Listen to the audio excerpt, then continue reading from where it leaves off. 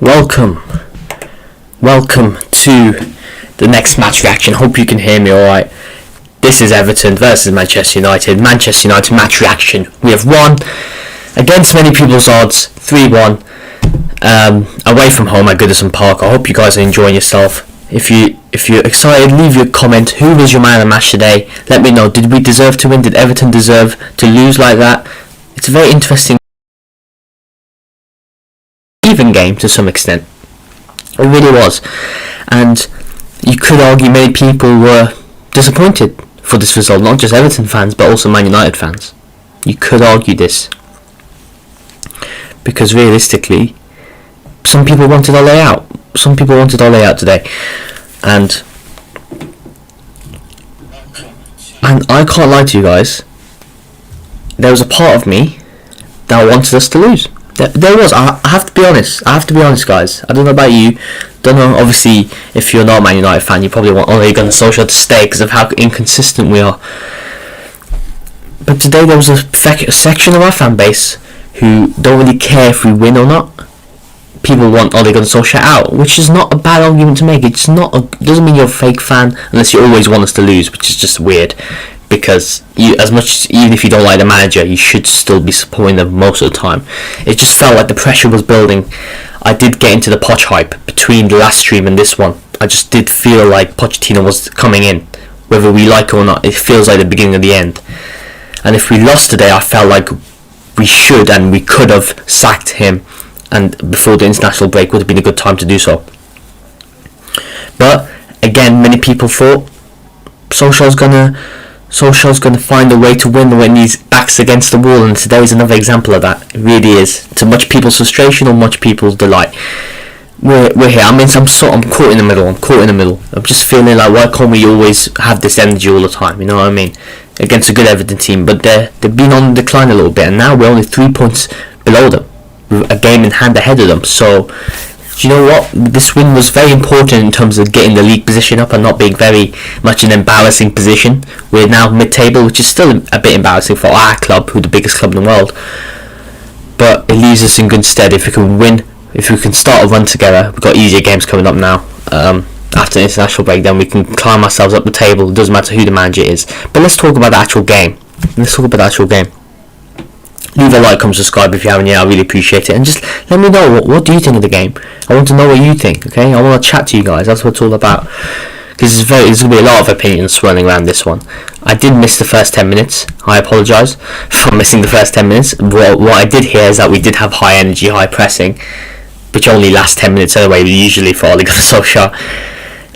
Which makes sense. The players needed to show a reaction at least after the disappointing performance against Istanbul and Arsenal. So that was good to see, good to hear. And then it was quite an open game, I think. Quite an open game, especially in the first half, but I think we still managed to have more of the ball and more of the possession in the right moments. And yeah, Luke Shaw was great today. I think Luke Shaw stepped up. I think Luke Shaw almost represents Ole Gunnar Solskjaer. Sometimes it's like, when Luke Shaw has the confidence, when he has the bravery, just like Solskjaer, bravery to play more, advance and do what needs to be done, and attack more, and actually not be scared and cowardice and be more defensive, Luke Shaw can do a job just as Solskjaer can. And Luke Shaw finally put more crosses into the box, and his crosses could actually be good. I said this against Istanbul, I said this against Arsenal. He can do it if he actually crosses it. I think he has to, yeah, so he put some good crosses in, and that was for the first goal. Bruno makes a good run, he reads it perfectly timed and heads it into the bottom right hand corner. Obviously Calvert-Lewin's known for that in terms of that's Everton's threat on the air, but obviously I think our defence dealt with it very good. We've got very tall players, so that lends ourselves an advantage. Maguire finally living up to that advantage of height and heading it away from Calvert-Lewin on multiple occasions, as well as McTominay, of course, is going to help. And Lindelof was decent as well. The defence was solid. We were defensively solid. Maybe too defensive at some points in the game, but especially at the last 10 minutes, we're never going to go for it fully. The last 10 minutes, that's just not the way we are. We're inconsistent in terms of the way we want to play. Whereas Everton have a style of play, but Everton weren't clicking today. They just weren't. Maybe from Newcastle they weren't clicking. It just isn't working right now. Maybe Richarlison is a big player for them. I've always rated Richarlison, so he wasn't here today. Maybe that made a difference for them. But yeah, fantastic first goal for Bruno Fernandes. Well, actually, no, Bernard scored. I just clocked, but that was after the Everton first goal. I've just talked about headering being good, but I think the headers got sorted out after our first major mistake, which was having Lindelof mark Calvert-Lewin. Like, why is he doing that then? Why isn't Maguire doing that? It's just weird decisions from Ole, or maybe even them. Even if the centre backs have been told to do that, it's like you should. Harry Maguire as the captain should be like taking initiative and be like, okay, no, let me do this. You know what I mean? Really is. See, yeah, former Arsenal forward Leanne Sanderson, never heard of her or him, but it's hard to celebrate at the moment being a Man United fan. It's a good win for them. You just never know which team is going to turn up. That's exactly my point. Everton are in fine form, but United are not. It's almost like when we're expected to win, we don't, and then when we're not expected to win, we do win. It's just, that's what's going on. That's literally what's happening. They need to find some home form. Away from home, they've been 7 games unbeaten, which is good. Good to see away from home. That's how it is, isn't it? Away from home, you expect it to be more under pressure, and be more under pressure, and then when the pressure roll, legs for it. So I like it when Matta's playing in more in the centre circle, controlling the stuff outside the box. Really good stuff. So that worked at that time. I went to Luke Shaw, whips it in. It was all his. It's a great assist, and it was an easy header for Bruno, who just had to make the run and got to the goal. And Bruno Fernandes was sensational again today. World class number 10. I can never understand people who don't like the guy, and people only say he's Fernandes. Well, you're only bitter fans because he is carrying our season. He's saving Ole Gunnar Solskjaer's job to an extent, in my opinion. He's been our best signing in quite a while. Ole in C. Well, you could argue loads of rival fans will be happy because Everton are dropping points, and also Ole Gunnar Solskjaer's definitely staying for now. But do you know what? I wouldn't. Do you know what? Imagine if we sack Solskjaer somehow. Imagine if we sack Solskjaer after a win. I'd rate them for it, but I have a feeling right now. I want Fernandes. Liam, you support Man United? Yeah, exactly. Yeah, I was just about to mention that, Liam. Just as I read that, it's like loads of my friends or people in group chats to me are like, "Oh, Fernandes." They're only salty because he's actually sick. Like without Fernandes, we wouldn't get third place, in my opinion. I think now I've come to realise over the past week, not only Pochettino is a better tactician than Ole, and he should be managing Man United, or Ole Gunnar Solskjaer is probably not good enough for the job. That's why I came to the realisation. But also realisation that Bruno Fernandes is world class. He is world class, whether you like it or not. No penalties today, just pure simple class.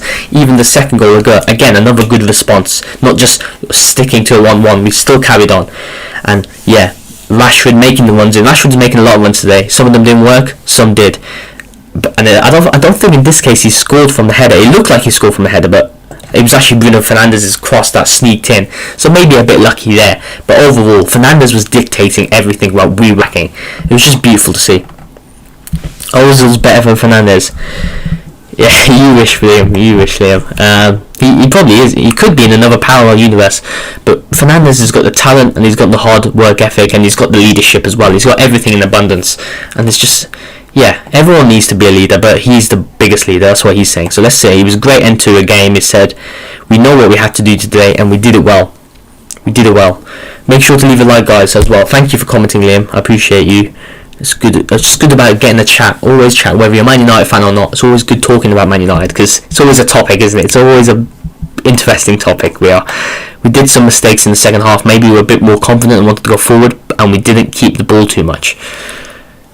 Okay, I think we were a bit defensive in the second half, but okay. After the first goal, we had a great reaction. Yes, we know our quality. We worked hard for the game. They did work hard. The midfield worked hard. McTominay and Fred worked hard. I think Fred made some good passes. McTominay was decent as well. He did his job well. Even though I think McTominay, for the long term, is he good enough? Probably not. But when he works with Fred, he works well with Fred. Sometimes he has good chemistry, even if it's not prime source football.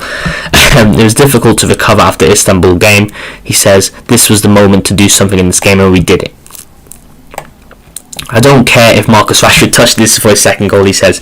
It's no problem for me. Most important for me as a number 10 is serving my teammates. But he serves the teammates who also attacking. It's like I think Bernardo or some other player, Digne, wanted Fernandes sent off by the end. He just wanted to get that second yellow card, and that's when you know when another team wants this one player to get that red card, a specific player. That's when you know he's the prime target. He is the prime guy. He is the guy that glues everything together, and without him, this result could have been different. And without him, Ole Gunnar Solskjaer's job could be in a different place. Liam says, when Bernard scored, I was like, get the popcorn, boys. I did expect a reaction though after that goal. I did expect a reaction, but at the same time, I was like, I felt nothing. Like I felt nothing when we conceded, which isn't a good sign. It isn't a good sign at all. It just feels like, oh, it is what it is. It's like if we win, it is what it is. If we defeat, it is what it is. It's just there's no long-term thing. I usually sometimes before in the previous games or previous seasons, I'm like, oh, Ole's gonna. Well, this could be the start of something if we start on picking results. But now it's just the Man United roller coaster. I've had enough of the roller coaster. I want to get off the roller coaster. I want to bloody go home and drink a cup of tea. I don't want to stay in Alton Towers or Thorpe Park or wherever. if you understand that analogy, it really is. You can hear me, yes, I'm just checking. But yeah, you guys are commenting as well, so yeah, I assume you can hear me. Tuanzebe came in as a left back. Can we just start Tuanzebe? I know you're trying to ease him back into the Premier League, but come on, man, get him on. No Pogba, no Van de Beek. Very big decisions, to be fair, by Ole, in terms of not starting Pogba. Many people would be happy by that because many managers or many fans have talked about managers like Mourinho beforehand. Like, oh, maybe we should just drop Pogba for once, see what happens. But Pogba has a. We'll see. I think I've heard about Pogba lowering his asking price or something. He could leave for 60 million, which would be a bloody disaster if that happened. I think it would just be not in terms of business sense, but also footballing sense.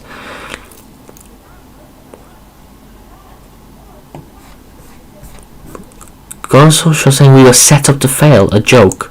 Interesting. We were set up to fail. The kick-off time set us up to fail. We've been to Turkey, played loads of games this season already. We got back Thursday morning and we're playing Saturday lunchtime. It's an absolute shambles. Solskjaer's bloody fighting back. He's talking about the scheduling as being a reason for us struggling to some extent. He's not saying we're struggling. It's just saying they're trying to hinder us. Yeah, Yasin. Hello, welcome to the stream, mate. Ole in. I don't know, mate. I don't know.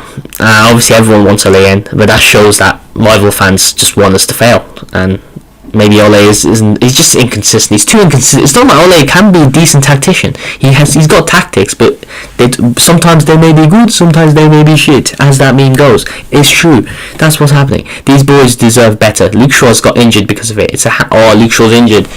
That's a shame. But Tellers hopefully come back for fitness as well. That's always good about having squad depth. But Luke Shaw was good today.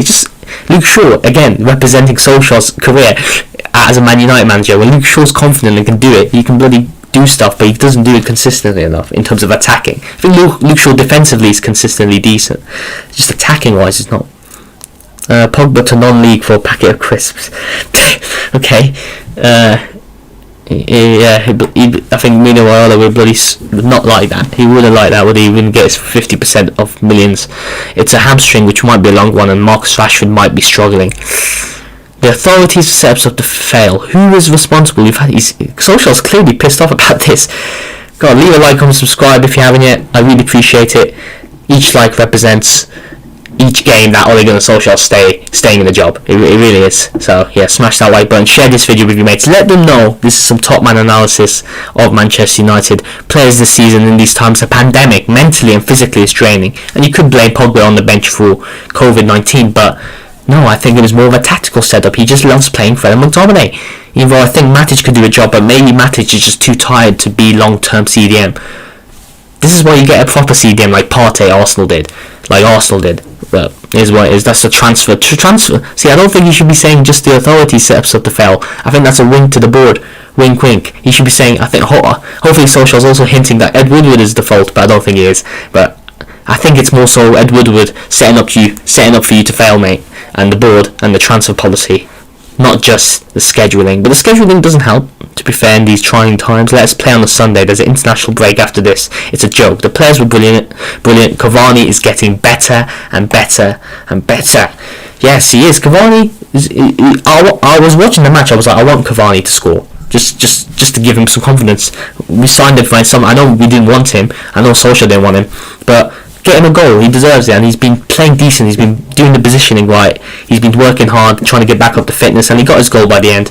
Everton could have had a few chances at the end, but it wasn't as tense as it could have been.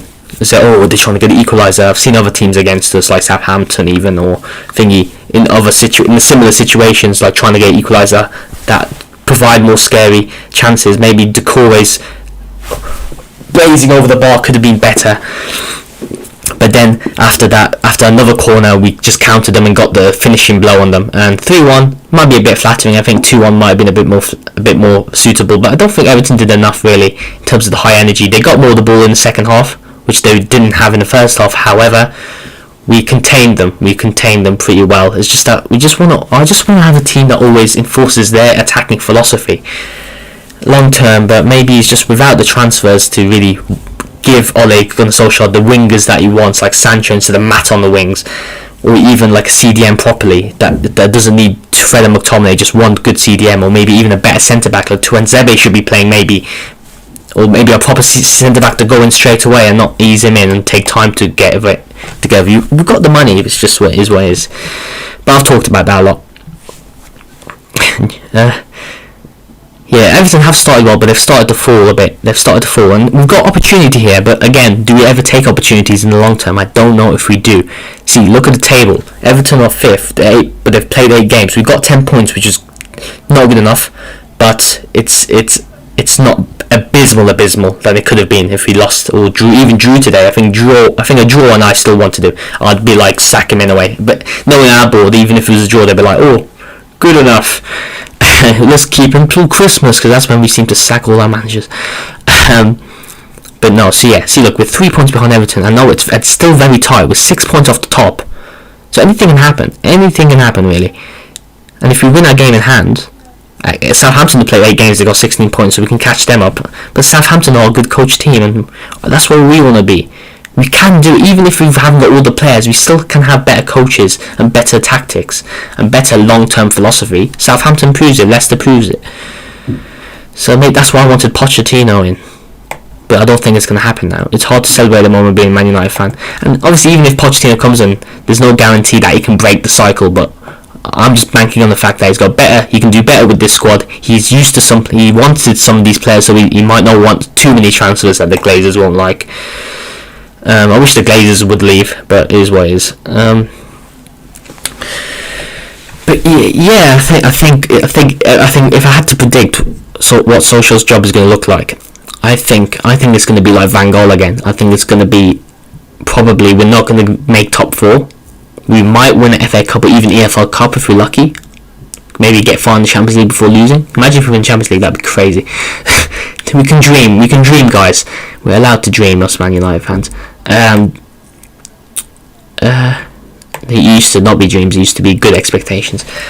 But yeah, I think it's gonna be like Van Gaal. Like, we could win a cup, but we're not gonna get top 4, and then they're gonna be like, oh, sorry guys, you can get top 4 again. We're gonna ask you for Pochettino, who's gonna go to PSG if we don't get him. I think it's going to be like that, guys. I think we're going to wait till the summer. Unless after the international break we continue to be bad, then obviously Pochettino hopefully will come in then. But I think probably, realistically right now, I think they want to keep Solskjaer on the job as long as possible, just so they don't have the heat off them. They want the heat off them. I think much of the pressure has been on Ole. I don't think enough has been said about the board not being good enough and setting him another manager to fail. Leave a like if you're new, subscribe if you're new. Thank you for all the chats as well. Share this video after this, even if it's after uploading. If you've missed some analysis, then you can always look back after this whole video will get uploaded again. I really appreciate it. And I'm going to release a new career mode episode coming soon as well, so check out the Wolves career mode every single couple of days. And yeah, I think Van Gaal left before the summer. I think Solskjaer's probably going to leave before the summer. I have that feeling that they're going to wait till the summer so they can ease the transition in. Assuming that Pochettino doesn't go to another club, I think Pochettino really wants Man United. I think he's hinting at it a lot, in my opinion. Obviously, some people could say he's just hinting at a job in general, not just Man United. He's open to other teams, but apparently he could have went to Barcelona. He could have went to Barcelona, but he didn't. I think Man United is the logical next step in his career. He went from Southampton to a little bit of a bigger club in Tottenham, but now a proper big club in Man United. To try another rebuild session that we need. Even Ole Gunnar Solskjaer was supposed to be the rebuild, but it just seems like it's only the notion of a rebuild is fake, especially with transfers that don't back up, that don't really fulfill what the manager, and an inexperienced manager no less, wants. You need to give him as much as he needs, especially an inexperienced manager like Ole. I'm doing the hands like Boris Johnson. I'm doing this. Hands, face, space between people, social distancing. I'm talking like bloody Boris Johnson. This is what this club's doing to me. But yeah, I think I said what I'd say. Have I lost my train of thought? Maybe. But yeah, I think I'm gonna end it there. I want to see the stats actually before. I'm interested to see. It has to be like 50-50. I don't think it was like that crazy. James Rodriguez didn't get into the game, and Bruno Fernandes did. Shows you the level in class that James aspires to be like Fernandes. But luckily for us, he didn't turn up today. And obviously Richarlison didn't actually turn up as well. Cavani gets a high rating with Fred. He's only there for like 5 minutes. Bit suspect from BBC viewers there. Hello Lee, welcome to the stream, mate. Welcome to the stream. I was just about to end it, but I'm glad you've come in. Leave your thoughts down below. Who do you support? It doesn't matter, but let me know down in the comments below. Who's your man of the match? I think my man of the match was Bruno Fernandes. For all the reasons I've just said, he's just phenomenal. He's just phenomenal. Look at that, 8.2 rating compared to 6. Actually no, 6.98 is still alright. He's ahead of the pack. Martial didn't have the best of games in my opinion, and usually Martial has a decent game even if he doesn't get involved in the goals. Martial wasn't sharp. He got into the right positions, but when he got the ball, he just lost it a few times. So he needs to. But he's getting back into the Premier League swing of things because after he got suspended, 55% possession from Everton. I think that makes sense. We had more shots on target, and yeah, Everton maybe we're just too many bodies in the box for them to get through. Maybe that's what it is. But yeah, I think I'm gonna end it there. To be honest. A win to salvage Ole's job, to give us any salvage of ending this period of Premier League before international break on a high, something that we can build towards in terms of points, but will we build towards it in terms of getting top 4 with a consistent philosophy and consistently good team that everybody agrees upon? Those are the questions that have plagued us a lot over the past couple of years, and it's not going to end there. But I'll tell you what isn't going to end. My match reactions. I'm enjoying them a lot. I'm enjoying you guys talking about it as well. I appreciate all of you guys' support and comments and likes and stuff like that in every video. Let me see who's our next match against. It's going to be in a couple of weeks time, but I have more career mode videos to fill the void, and also more other games coming out, like maybe Spider-Man and other stuff I'm playing on Twitch, so stay tuned for that if you want it. But let me know in the comments below after this video, what do you want to see from me? Do you want me to do more fantasy football? I've got my fantasy football set up. I can talk more about that, but also other football things. Let me know in the comments for video suggestions. I don't mind you guys helping me out to try and be a top man on this platform. I think 21st of November, 2 weeks time. We got West Brom, we got Southampton. We have to try and win those games. We have to win those games. These are easy games in the Premier League. Easy games, typically easy games. So we've got a good run until Man City. 3 games we should be winning before Man City.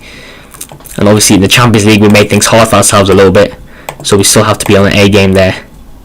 But yeah, hopefully they take this break in their stride. Hopefully it gives time for injuries to settle. We'll see how bad the injuries get.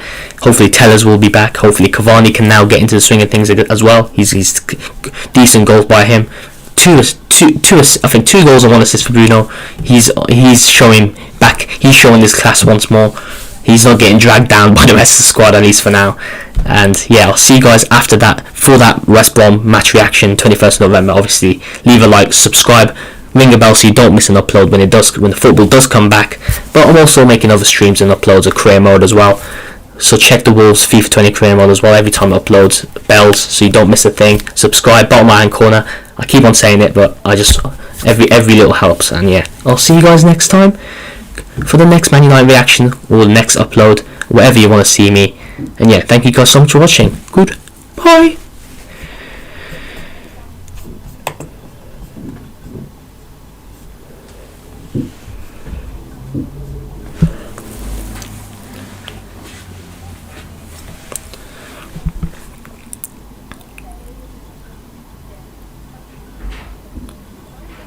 this is the bit where I end the stream awkwardly because I'm waiting for my video to end.